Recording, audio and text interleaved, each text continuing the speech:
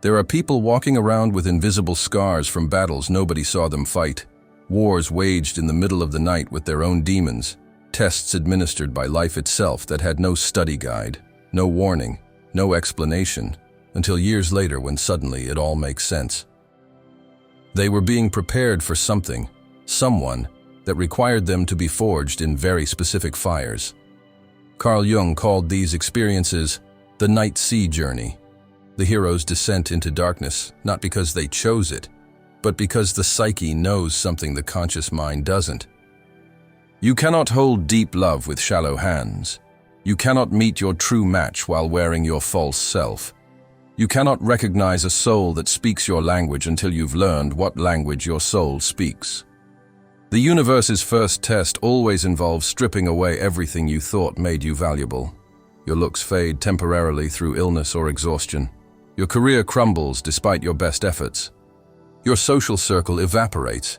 Your talents seem to abandon you.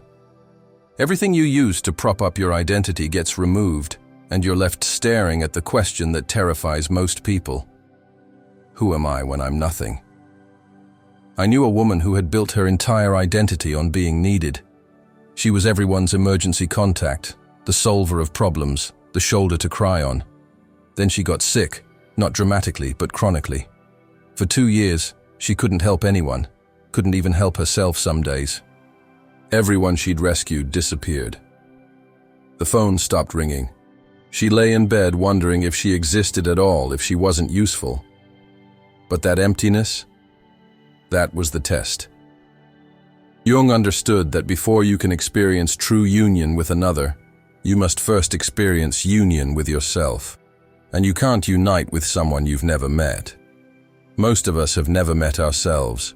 We've only met our performances, our roles, our carefully constructed identities. The universe strips those away not as punishment, but as revelation. The second test is always about facing your shadow, the parts of yourself you've spent a lifetime denying. For the perpetual giver, it's their selfishness. For the tough one, it's their tenderness. For the logical one, it's their irrationality. Life orchestrates situations where you must embody everything you swore you'd never be, and in that becoming, you become whole. This man I knew, proud of his independence, his emotional control, his need for no one. Then his father died, and he found himself sobbing in a grocery store parking lot, calling his ex-girlfriend at 2 a.m. just to hear another human voice admitting he was terrified of being alone. Everything he'd rejected in others, neediness, vulnerability, fear, erupted from within him. He was forced to embrace the very qualities he'd spent years judging in others. Jung called this integration of the shadow. But what it feels like is dying.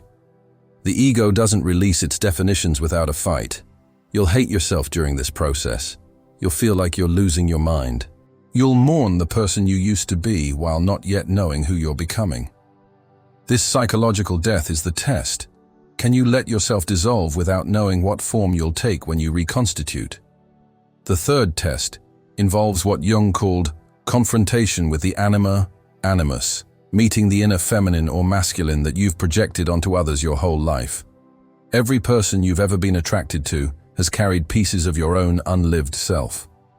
Before meeting your true person, the universe demands you reclaim these projections. For one woman, this meant recognizing that every man she'd loved had been creative, passionate, artistic, everything she'd denied in herself to be practical. The universe kept bringing her these men, and they kept leaving, until finally she understood. They weren't supposed to bring creativity into her life. They were showing her where she'd abandoned her own. When she started painting again, writing again, living creatively, she stopped needing a man to carry those qualities for her. The loneliness test might be the most brutal. Not regular loneliness, existential loneliness. The kind where you're surrounded by people but feel like you're speaking a language no one else understands. Where you've outgrown every relationship but haven't yet found your new tribe. Where you're too healed for your old patterns but not yet whole enough for what's coming. This isn't punishment. Jung understood that rare souls, those destined for profound connection, must first learn to be complete alone. Not independent in the defensive way that says, I don't need anyone, but sovereign in the way that says, I am whole unto myself. Because two halves don't make a whole in relationship. Two wholes make something transcendent. The universe tests your relationship with time. You'll feel like you're running out of it. Everyone else seems to be finding their person, getting married, having kids, hitting milestones while you're still in some cosmic waiting room. The test isn't patience. It's whether you can stop treating life as a rehearsal for when your person arrives. Can you live fully in the supposed incompleteness? Can you love your life even when it's not what you planned? I watched a friend go through this. 35, single, watching her friends' marriages, baby showers, anniversary posts. She decided to stop waiting, bought the house alone, took the trip alone, threw herself the birthday party, started living as if this was her real life, not a placeholder. The month after she finally, genuinely made peace with possibly being alone forever, she met him. But by then, she wasn't meeting him from need. She was meeting him from wholeness. The failure test comes in waves. You'll fail at things you thought defined you. Relationships you were certain would work will implode. Career paths will dead end. Dreams will shatter. But here's what Jung knew. These aren't failures, they're refinements.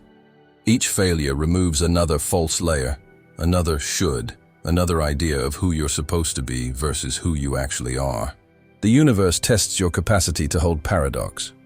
You must become strong enough to be vulnerable, independent enough to be interdependent, whole enough to merge without losing yourself, healed enough to love someone who is also healing.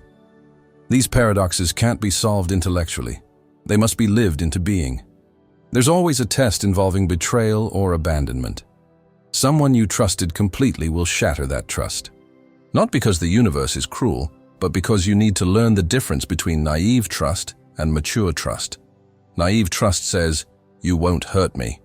Mature trust says, you might hurt me and I'll survive, and I choose to open anyway. Jung understood that we cannot recognize our true person until we've separated projection from perception. Every relationship before them was partially projection.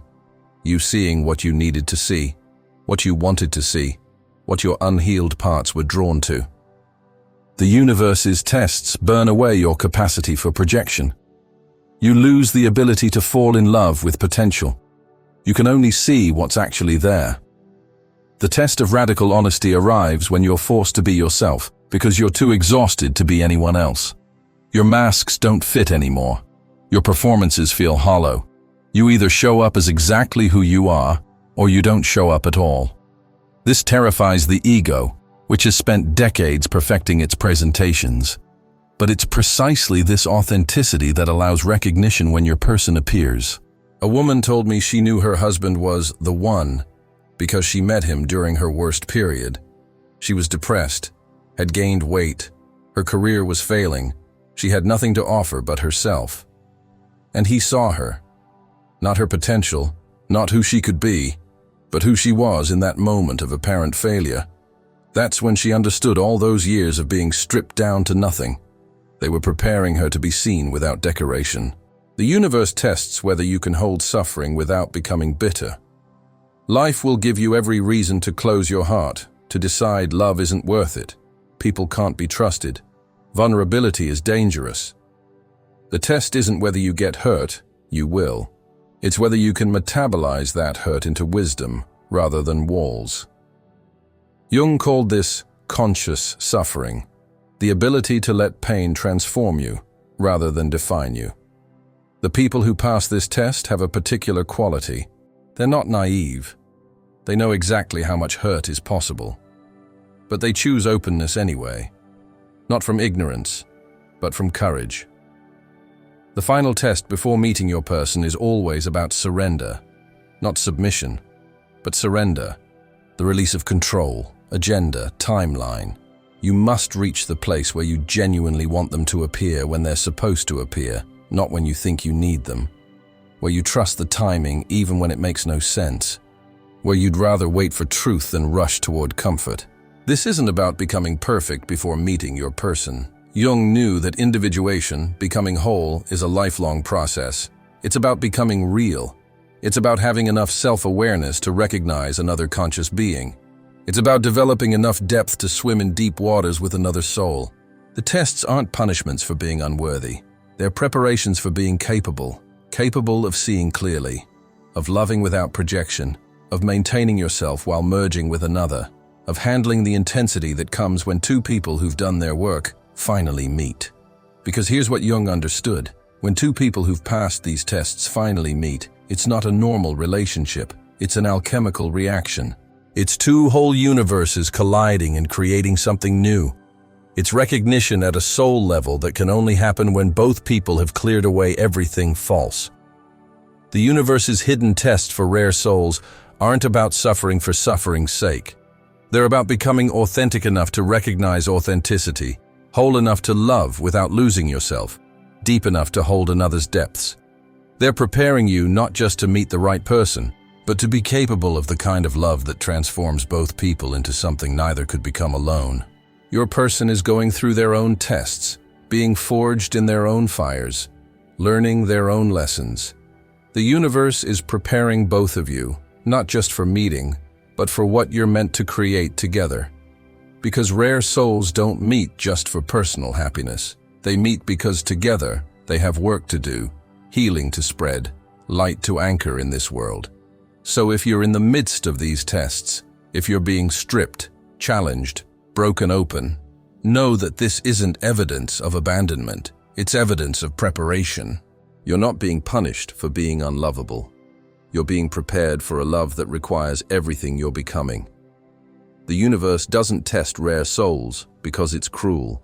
It tests them because it knows what's coming requires a particular kind of strength, a specific flavor of wisdom, a depth that can only be earned through experience. You're not waiting for your person.